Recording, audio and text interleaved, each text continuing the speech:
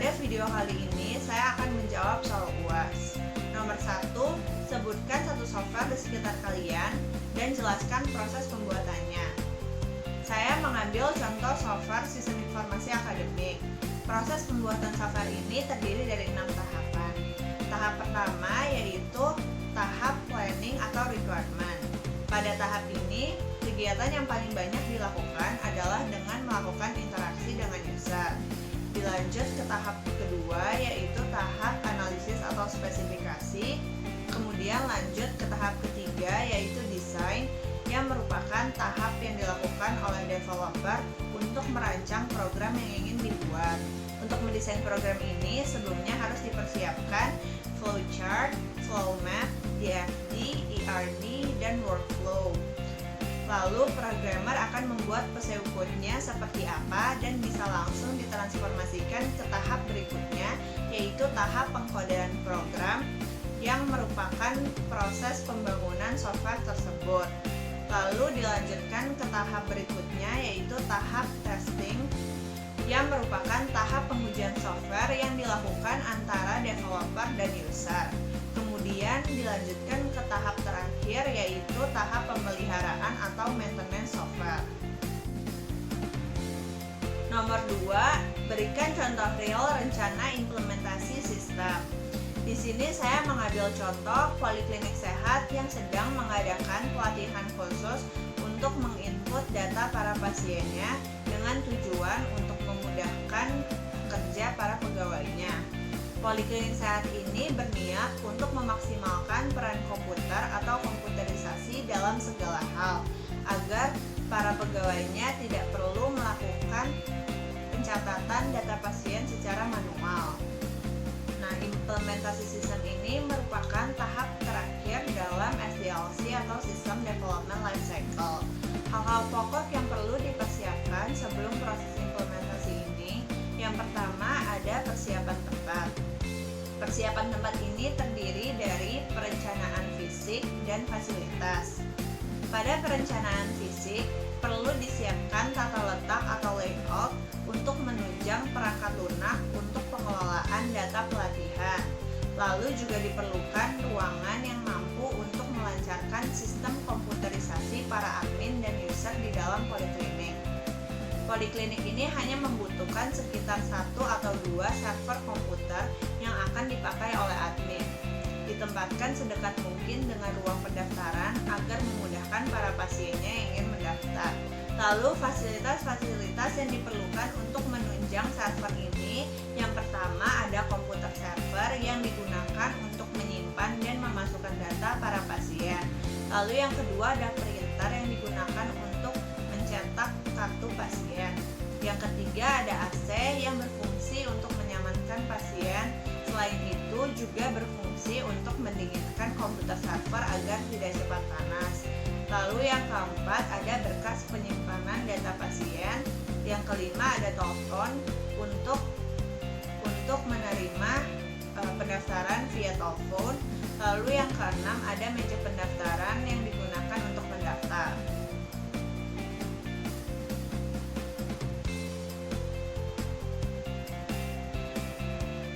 Hal pokok kedua yang harus dipersiapkan yaitu pelatihan personil.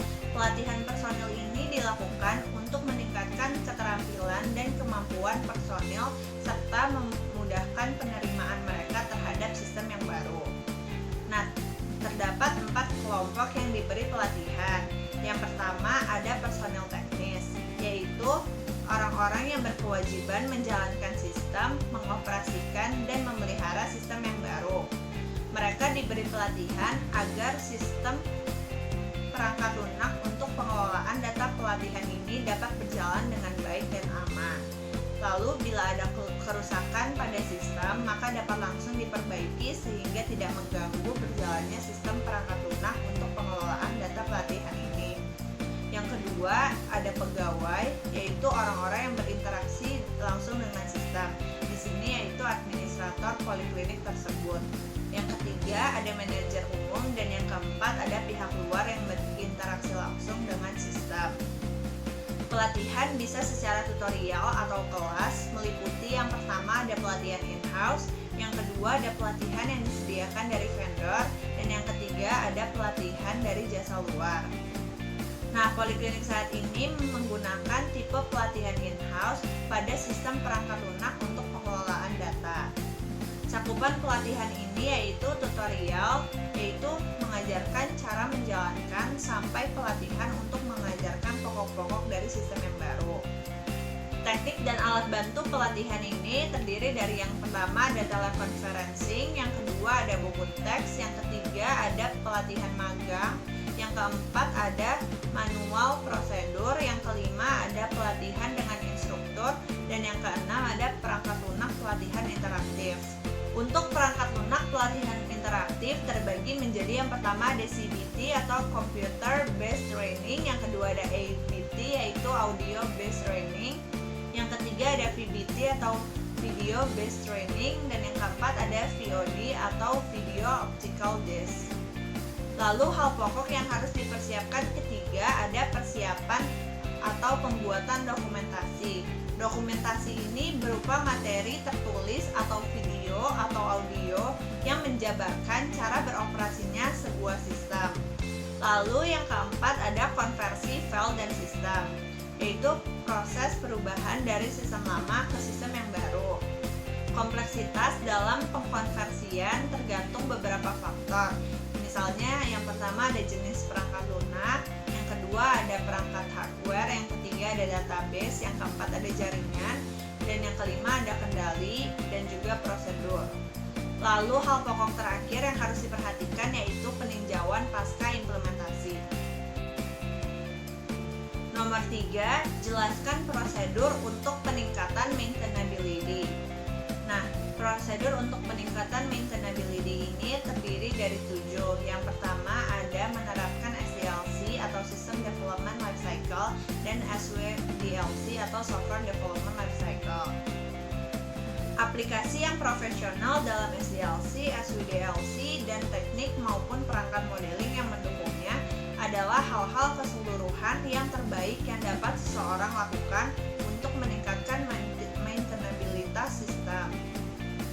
Yang kedua ada menspesifikasi definisi data standar. Tren ke arah sistem manajemen database relasional mendasari dorongan ke normalisasi data dan definisi data standar. Lalu yang ketiga ada menggunakan bahasa pemrograman standar. Penggunaan bahasa pemrograman standar misalnya C akan mempermudah pekerjaan pemeliharaan. Jika perangkat lunak C berisi dokumentasi internal yang jelas dan lengkap, seorang programmer pemeliharaan pemula atau pemakai dapat memahami apa yang sedang dikerjakannya. Lalu keempat ada merancang modul-modul yang terstruktur dengan baik. Agar programmer pemeliharaan dapat mengganti modul program jauh lebih mudah dibandingkan jika ia harus berurusan dengan keseluruhan program. Yang kelima, mempekerjakan modul yang dapat digunakan kembali. Modul biasa dari kode yang dapat digunakan kembali dapat diakses oleh semua aplikasi yang memerlukannya. Yang keenam, mempersiapkan dokumentasi yang jelas, terbaru, dan komprehensif. Diperlukan sistem, pemakai, perangkat lunak, dan dokumentasi operasi yang standar sehingga semua informasi yang diperlukan untuk beroperasi dan pemeliharaan aplikasi khusus akan tersedia. Dan yang terakhir, menginstal perangkat lunak, dokumentasi, dan soal-soal tes di dalam Central Repository System Case atau CMS. Semua program, dokumentasi, dan data tes seharusnya diinstal dalam penyimpanan pusat dari sistem case atau Computer Aided Software Engineering atau Computer Assisted Software Engineering. Nomor 4, jelaskan perbedaan antara real-time processing dengan online processing. Real-time processing adalah mekanisme pengontrolan perekaman data, pemrosesan yang sangat cepat sehingga output yang dihasilkan dapat diterima dalam waktu yang relatif sama. Sedangkan online processing adalah sebuah sistem yang mengaktifkan semua peripheral sebagai pemasok data dalam kendali komputer induk. Informasi-informasi yang muncul merupakan refleksi dari kondisi data yang paling mutakhir. Karena setiap perkembangan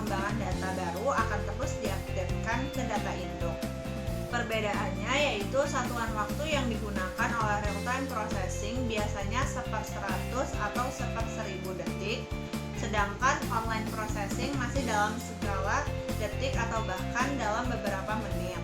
Perbedaan lainnya, untuk online processing biasanya hanya berinteraksi langsung dengan pemakai, sedangkan untuk real-time processing biasanya berinteraksi langsung dengan pemakai dan lingkungan yang dipetakan.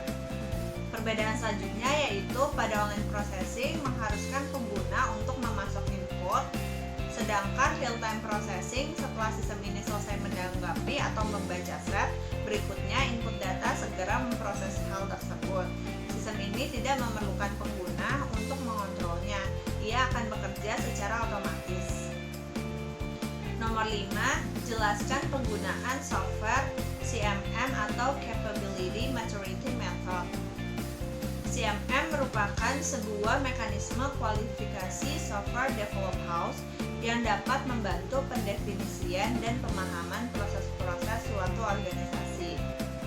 Penggunaan CMM ini bukan hanya sebatas pada industri perangkat lunak, tetapi sudah berkembang ke industri lainnya. Penggunaan CMM dalam industri perangkat lunak yaitu yang pertama untuk menilai tingkat kematangan suatu organisasi pengembang perangkat lunak. CMM ini disusun dalam 5 tingkat kematangan. Level 1 ada initial, level 2 ada repeatable, level 3 ada define, level 4 ada manage, dan level 5 ada optimizing. Lalu penggunaan CMM yang kedua yaitu untuk menyaring kontraktor yang akan menjadi pengembang perangkat lunak. Lalu yang ketiga untuk memberikan arah akan peningkatan organisasi bagi top manajemen di sebuah organisasi pengembangan perangkat lunak. Lalu penggunaan yang keempat yaitu sebagai alat bantu untuk menilai keunggulan kompetitif yang dimiliki perusahaan dibanding dengan perusahaan pesaingnya. Demikian jawaban UAS dari saya, kurang lebihnya mohon maaf. Wassalamualaikum warahmatullahi wabarakatuh.